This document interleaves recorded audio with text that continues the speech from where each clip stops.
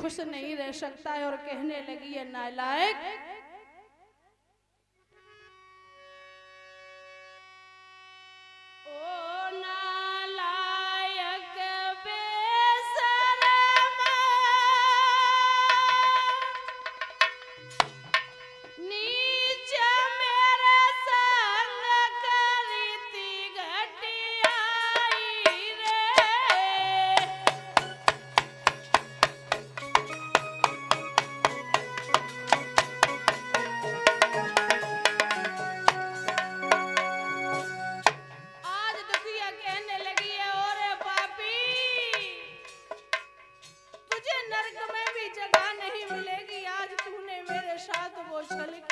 कपटी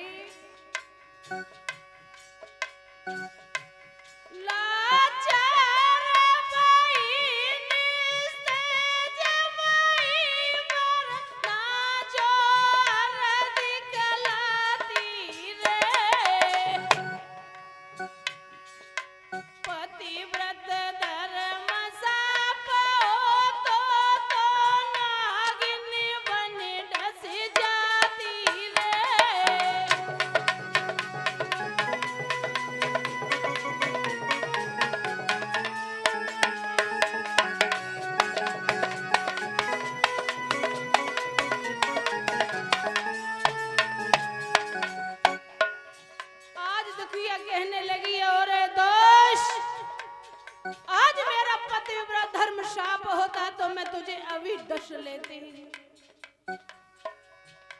लेकिन याद रहे पापी, चोट की खाई नागिन से कोई दुश्मन बच नहीं पावे रे,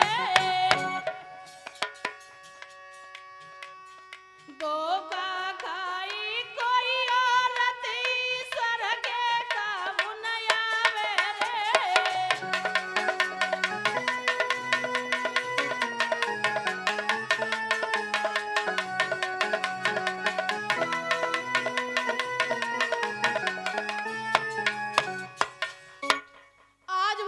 चीख रही है रे दोष, तुझे नरक में भी जगह नहीं मिलेगी।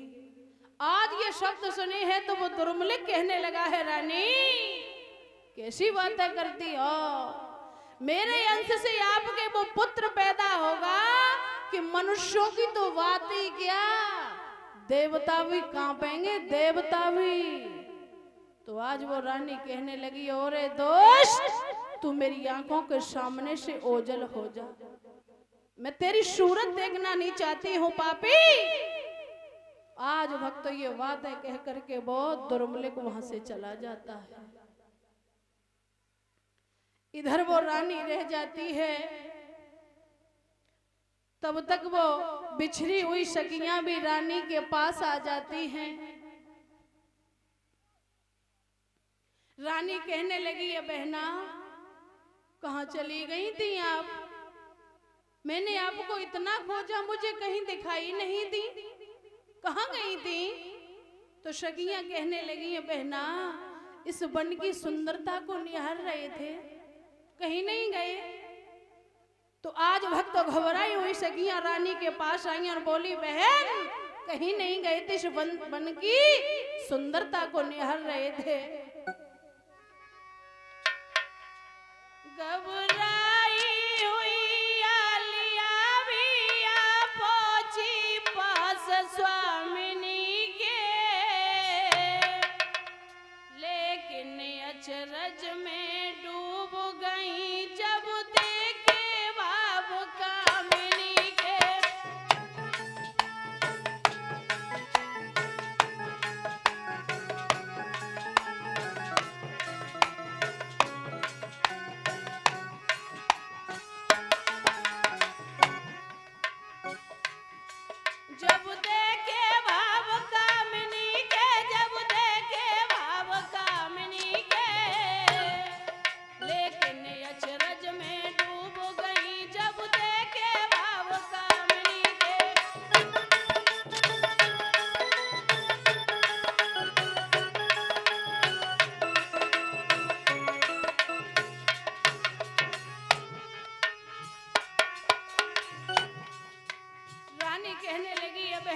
चली गई?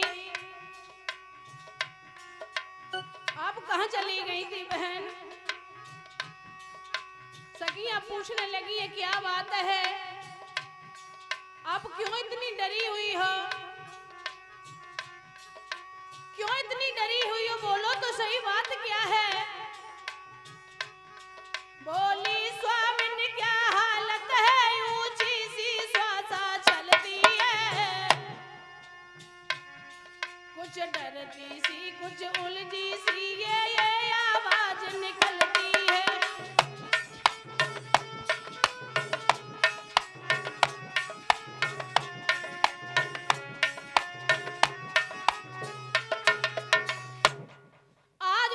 सखियां कहने लगी हैं बहन क्या बात है? कोई बात नहीं है। रानी बोली बहना कोई बात नहीं है, आप चलो। तो आज वक्त वो रानी सभी सखियों को लेकर के महलों में आ जाती है। समय के अनुसार भक्त धीरे धीरे समय व्यतीत होता गया है।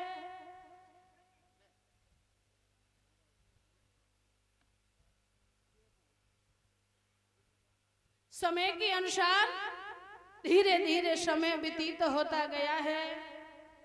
आज वक्त वो रानी गर्भवती हो जाती है।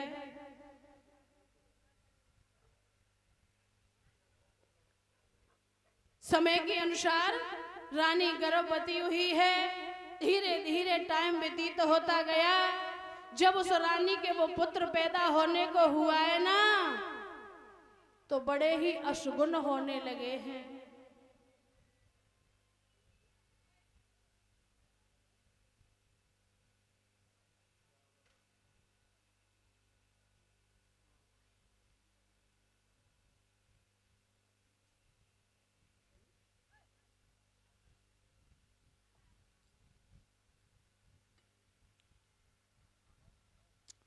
आज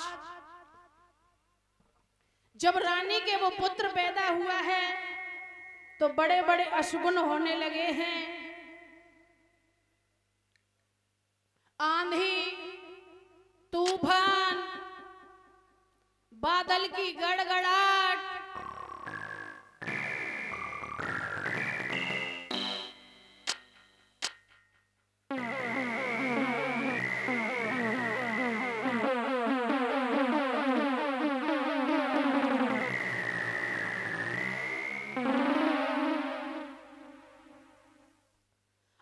इस बालक को पैदा होने से आंधी, तूफान, बादल की गड़गड़ाहट, इतनी तेजी से बादल गड़गड़ाने लगे हैं, धरती कंपित मां होने लगी है।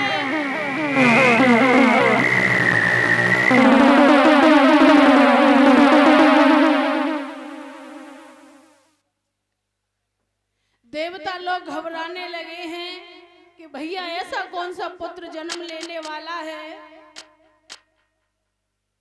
जिसकी हाहाकार हो रहा है। तब वो बालक पैदा होने को हुआ है। पैदा हो जब कंस वो जगे पंस, सुनो मेरे भाई,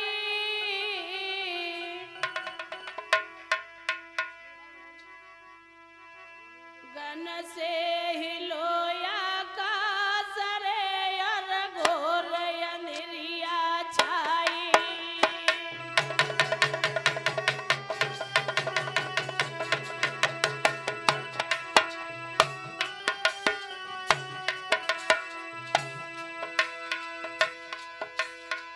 आनी भाई तूफान बजा नहीं, प्राण प्रजाय कुलानी, प्रजाय कुलानी। अब कंपित धरती मातरे, महाप्रलय है जानी।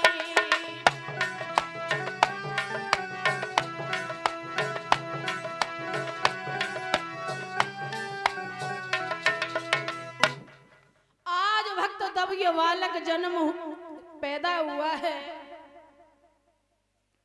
ऋषि मुनि ब्राह्मणों को बुलवा कर इसका नामकरण संस्कार करवाया। तो आज इसका नाम कंस रखा है। इसका नाम कंस रखा है। पैदा होते ही इस दुष्ट बालक ने बचपन में ही अनेक बच्चों को जान से मार डाला था।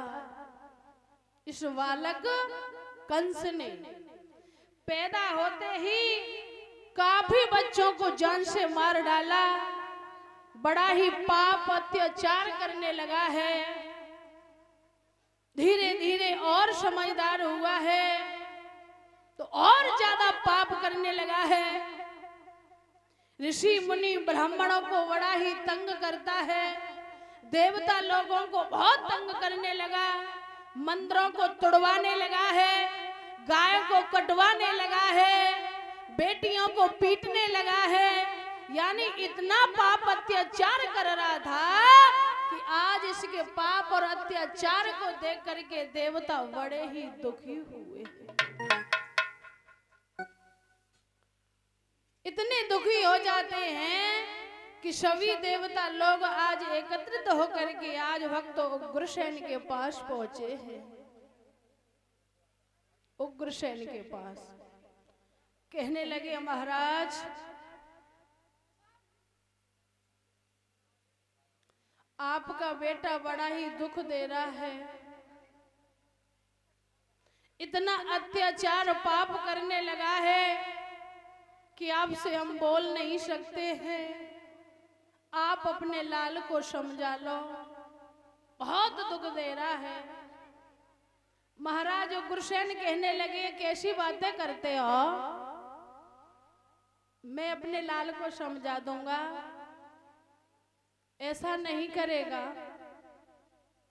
देवता लोग वहां से समझा करके भक्त चले जाते हैं। जब कंस घर में आता है तो महाराज उग्रसेन समझाने लगे हैं, बेटा तेरी बड़ी शिकायत आ रही है, तू इतना पाप अत्याचार क्यों कर रहा है? वो बालक कंस कहने लगा है, पिताजी कौन कहता है कि मैं पाप कर रहा हूं? बताओ तो सही। आवेश में आकर के अपने पिता से कहने लगा, कौन कहता है कि मैं पाप कर रहा हूं? तो आज महाराज उग्रसेन ने समझाया है, लेकिन उसकी समझ में नहीं आया है। पिताजी के समझाने के कारण ही आज उस कंस ने अपने माता पिता को जेल में डाल दिया है। माता पिता को जेल में डाल दिया है।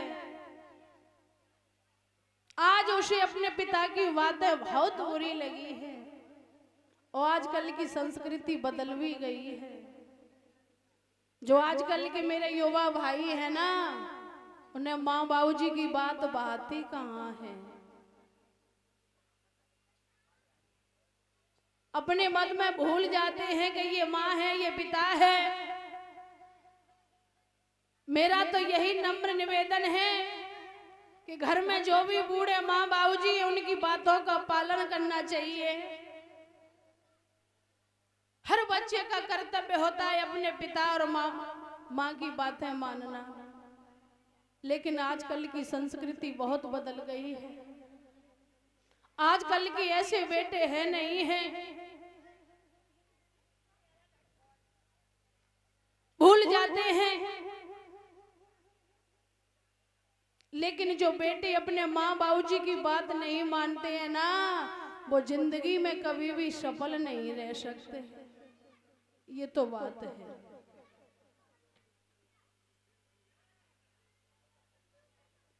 भगवान श्री राम अपने पिता की इतनी बातों को मानते थे कि 14 वर्ष के लिए वनवासी हो चुके थे।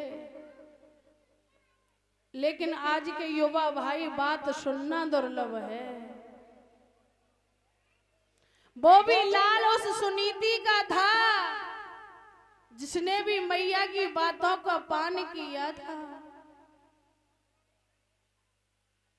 तो मैं तो यही नम्र निवेदन करूंगी कि भैया अपने माँ बाबूजी की बातों को पक्का मानना, उनका आदर सम्मान करना, उनकी सेवा करना बेटे का कर्तव्य बताया गया है।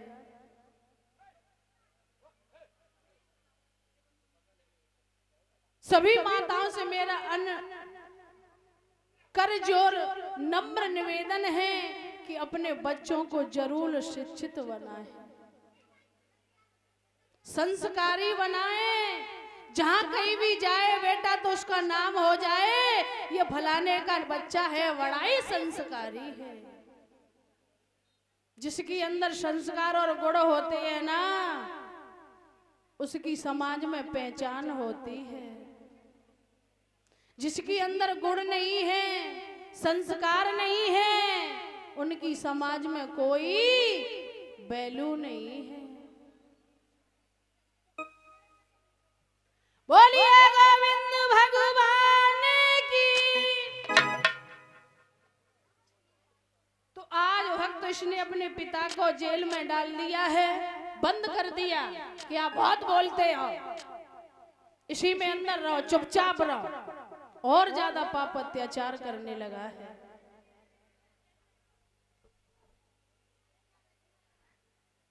पिताजी समझाने लगे हैं, बेटा इतना घमंड और इतना क्रोध तेरे लिए सही नहीं है।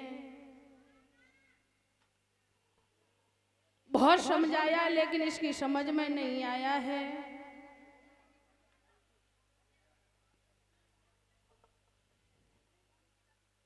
स्वयं ही अधिकारी बनने की कोशिश करने लगा है और ज्यादा पाप अत्याचार करने लगा है। बेटियों को कोड़ों की मार लगवाने लगा है, मंत्र तोड़वा दिए हैं, ऋषि मुनि ब्राह्मणों को पीटने लगा है, बहुत दुखी करने लगा है। आज इसके दुख को देख करके देवता लोग बहुत दुखी होने लगे हैं, रो रहे हैं, आंखों से अश्रुधारा बहने लगी है कि आज ये वाला कंस जिंदा नहीं छोड़ेगा, बड़ा ही पाप अत्याचार करने लगा है। तो एक कीर्तन बोलेंगे मैया प्रेम से। बातें आज बहुत आ रही है मैया की, क्या बात है, आज शायद बहुओं की चुगली दे रही है ना। हाँ